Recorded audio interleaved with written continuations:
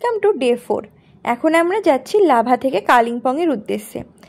আর আজকে কিন্তু ওয়েদারটা কালকের থেকে ভালো আছে।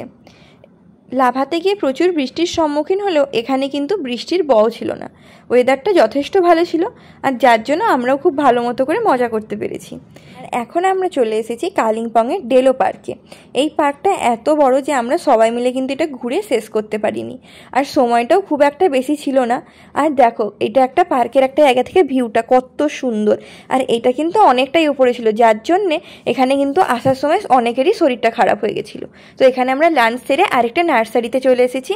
এটাও কিন্তু ওই কালিম্পংয়েই অবস্থিত। আর এই নার্সারিতে প্রচুর পরিমাণে ফুল ছিল, ক্যাকটাসের বাগান ছিল, ভীষণ সুন্দর একটা জায়গা।